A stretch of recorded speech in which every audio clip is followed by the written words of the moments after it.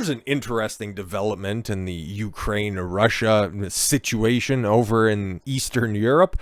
Putin orders a 36-hour Christmas ceasefire. Yes, Orthodox Christmas, as somebody who's a quarter Ukrainian and who's one side of an entire familial branch celebrates Ukrainian Orthodoxy, which church has been, suspended at this point in time. I covered that before, or maybe that video's coming up. Regardless, Zelensky has basically banned anything that doesn't bear his likeness on it, but regardless, okay. I know about the Orthodox Christmas celebrations for that sect, that branch of Catholicism. Those celebrations happen over this weekend. That's just how it ends up shaking out this time around. And Putin wants to resurrect a tradition, not really a tradition, a one-off incident during the First World War. Follow me on this situation. There's a bitchin' Sabaton song that details this situation. I highly recommend it. I think it's one of their best works. But it's the Christmas Truce, okay? It happened in 1914 between the British, German, and I think there was another group that was in there as well, where for one day the Pope at the time called for a ceasefire, okay? And then between stories range on the situation, but from the time of Christmas Eve until somewhere through Boxing Day, everybody in certain areas, it wasn't universal across the entire way, but they put down their rifles, they got together, they commiserated, they kicked around the old football, European football, right, obviously. And it's very funny. It's very funny. When I was learning about this quote-unquote Christmas truce at the time, there was a lot of people opining on the situation. It's like, how could you commiserate with somebody that you were just literally shooting at, trying to kill at the time? It's like, you guys have never been in a fight before. That tells me all I need to know about you guys. But no, that tells me, it's like, okay, Putin knows about this situation, understands. It's like, listen, okay, this shit has been going on far too fucking long. Okay, we got a pretty significant holiday coming up. Can we just like chill out for 3 days? I'm sorry, a day and a half, 36 hours. I thought I'd seen 3 days, and then that's what I would have seen there. Anyways, 36 hours from Orthodox Christmas Eve until, the day of.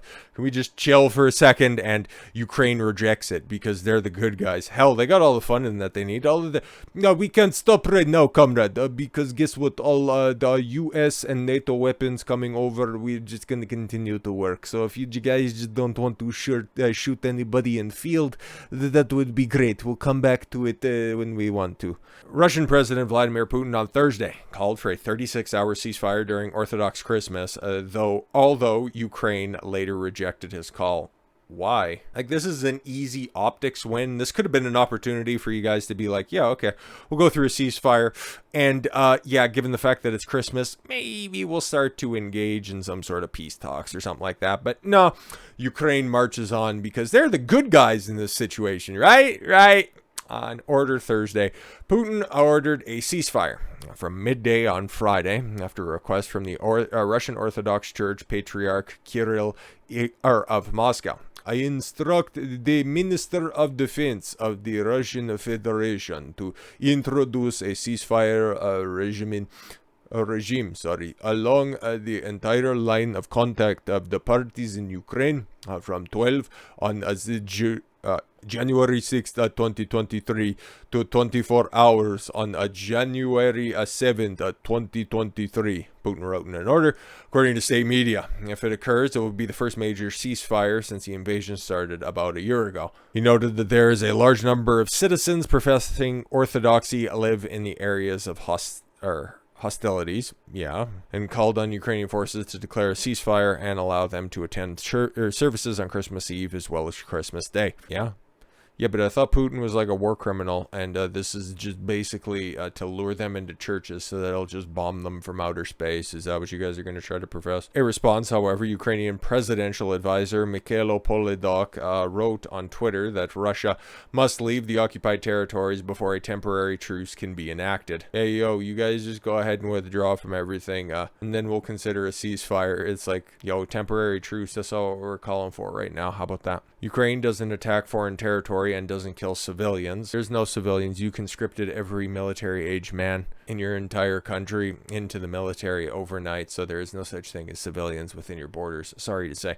As RF, Russian forces, Russian Federation does point to it. point to it. Every building that you have there has been converted into a military op. So you kind of fucked yourself there, my guy. Whenever this ultimately goes to a world court or something like that, all Putin needs to do is just run back the words of Zelensky, and don't worry, everything is on fucking videotape. He made goddamn sure of that.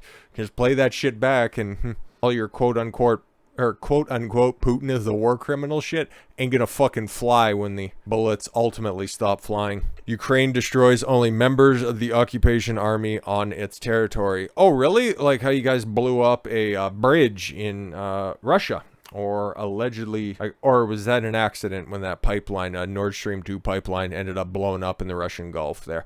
I'm just wondering, though. Polydak wrote on a social media platform, Patriarch Kirill's appeal, he added, is a cynical trap in the element of propaganda. Oh, see, there it is, okay? He's just going to try to lure us in, and he's just going to try to kill everybody. You fucking ungenerous cunts. Fucking hate these guys. But here's another thing. There's another war gestating off in the corner. Now, I don't really think that there's all that much to it, ultimately because China is at a point of being a paper tiger that it hasn't been in a very, very, very long time. Sure, they got a whole bunch of money, but they got some old-ass infrastructure, and their population is old as a motherfucker, so it's a recipe for a disaster over there. So for them to lash out to a little island country where their navy isn't all that strong, okay? Sure, they'd be able to fly some bombers over if they ultimately wanted to take over hostilely, if they wanted to do a hostile takeover on Taiwan, but do they want to rule over the ashes, or do they want the resources that Taiwan possesses? I'll let you decide on that one. So our Ukraine obsession is hanging Taiwan out to dry, and the Biden administration just admitted it. Yeah, this was happening. There was an admission from the State Department that we're going to get to here in a second, where it kind of admits two different things. So let's just go ahead and get to the statement itself. It's no secret that the foreign policy of the Joe Biden administration has been a cataclysmic disaster. Yeah, I would say so. Foreign policy has been pretty garbage under them.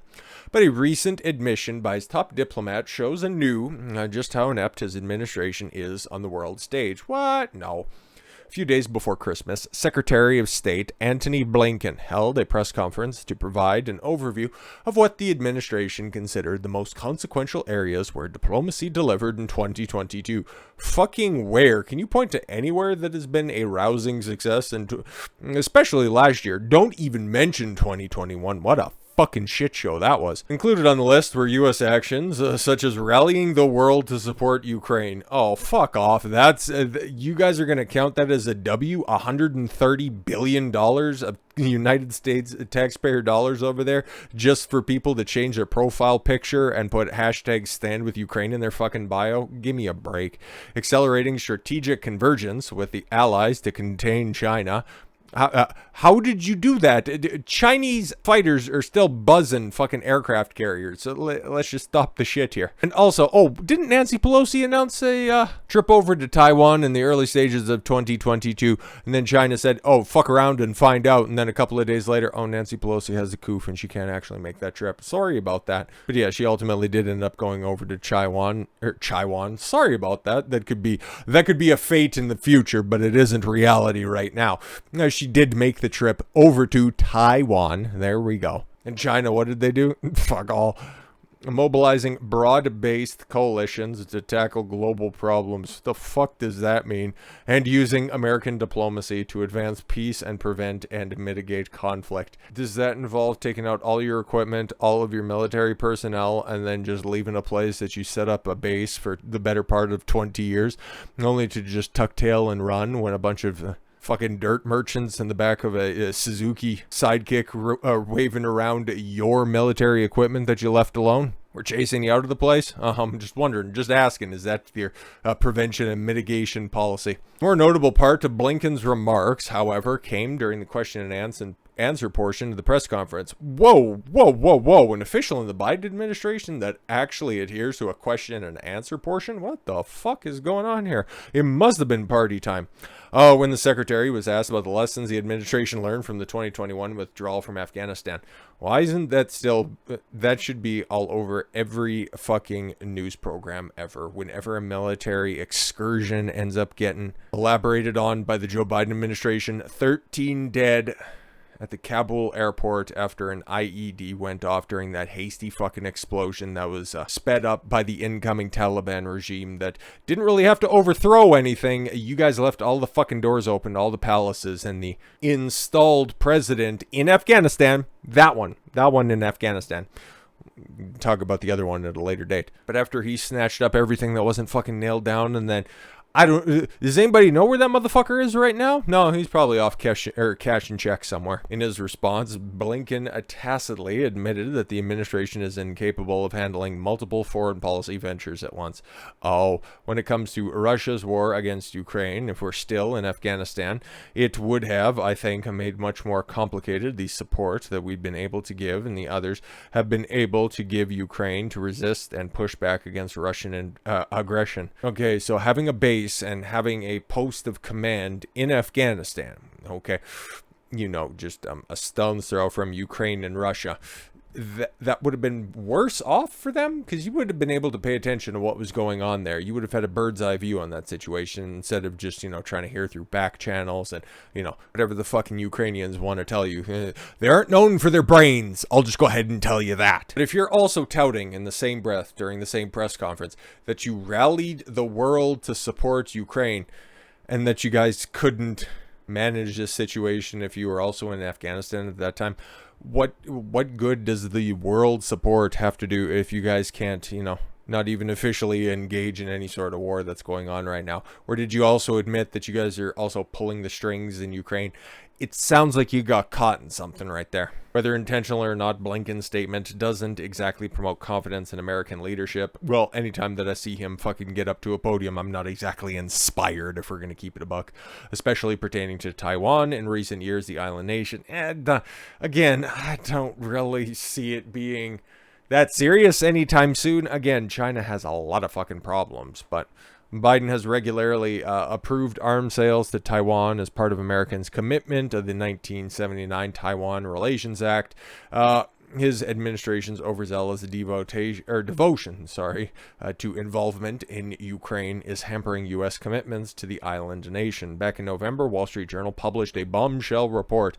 Oh, when they're not too busy talking shit about Vince McMahon and the WWE, documenting a nearly $19 trillion Whoa. Oh, 19 billion. I thought it actually did say trillion. We're getting to those numbers. We're getting to them. Of weaponry slated for Taiwan. In the report, U.S. officials expressed concern that the increasing number of weapons being shipped to Ukraine is now running up against the longer-term demands of Americans' goals of arming the island nation to defend itself against possible invasion by China. The U.S. has pumped billions and billions of dollars of weapons into Ukraine since the Russian invasion in February.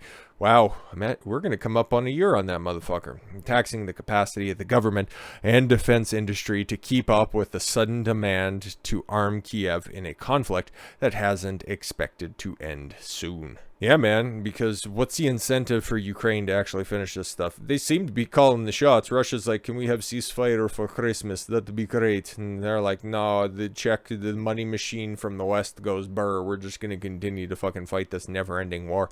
Until, of course, Russia just decides to get fed up and fucking glasses that place. Like, do we even know what they're fighting over at this point in time? Like, it's been a minute. If you guys were actually serious about helping out Ukraine, you'd help them get to the peace talk tables. You guys would probably send a delegation down there to represent the interests of the American people, considering how much you fucking funded them. You'd hammer out some deal and then you'd fucking move on with your life. And in the process, you know what you do? You rehab your image of being weak at a negotiation table on a grand scheme. Because I seem to remember very early in the Biden administration, there was this summit between the Russian delegation and the American delegation. They met in Alaska in early 2021, okay? And they looked like a fucking joke. They were getting clowned to their fucking face.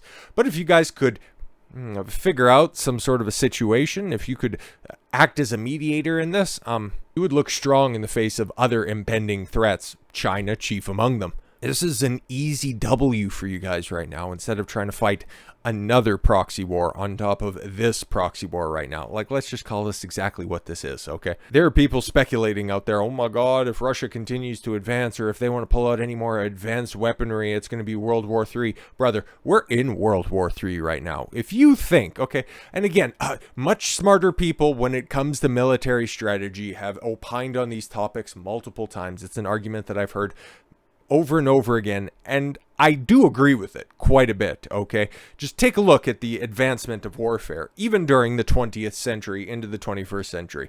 You take a look at World War I, the way that it was fought. Trench warfare, a no man's land, bullets flying, rudimentary aircrafts dropping bombs over top, chemical weapons, okay? And then you just simply advance 30 years to World War II. That was fought with artillery, machinery, in buildings, out of buildings, taking over cities, moving over places, bombs dropping from the sky. Okay, significantly different. And then you take a look at 80 years on. Do you think it's going to be fought with tanks? Okay, given the fact that you can, pilot something with a fucking GameCube controller in order to fucking blow up somebody's wedding. Oops, Obama. From thousands of miles away. Bro, do you think that it's actually going to continue to look like those old school conflicts? Trench warfare, barbed wire up top, okay? Fucking panzers running through no man's land. Shit is not going to continue to fucking look like that, okay? It's going to look like this. Funding people, smuggling information instantaneously, okay? Pitting both sides against one another, trying to drain the resources from one by operating another side as a puppet. Because if the United States went directly to war with China, that would look terrible for everybody, okay? Because you know how that would be solved? Oh, yes. We'll ask Christopher Nolan, because apparently he got to practically recreate the mushroom cloud, okay? It wouldn't look too dissimilar to that, and it would be one of the major cities, a few of them just fucking popping up and lighting up like a Christmas tree. But no, if the United States wants to fight China, they'll do it through Taiwan. Just like they want to fight Russia for whatever fucking reason, and they're doing it through Ukraine. Try to bleed them dry, okay? You can do that. You can do that if you have the entire world support when it comes to that. But if you want to do that when it comes to China, sure, Russia's responsible for a bunch of natural resources. And right now, everybody's freezing, taking those ice-cold showers and, living in 15-degree temperature lofts because they're trying to stick it to Putin, okay? But when it comes to the country that owns a lot of fucking national debt around the world, if Taiwan ever gets invaded, yeah, man, people will be selling blood and sperm in order to make the fucking bills balance, because that's China's way of fighting back, and there's not a lot of strength out there, especially if you want to weaken a bunch of those different pacts in the long term, man. Could get deadly. I don't really think so. It could get dirty, more or less will in 2023, because it's only going to get fucking wilder from here. But if you think Ukraine are just the out and out good guys in this situation, I don't know, man. You need to really check some shit out on the grand scheme of things. But with all that said, thank you all very much for the gift of your time. I've been Don Consuelo. I want you to follow your gut and get after it. Take care, everyone.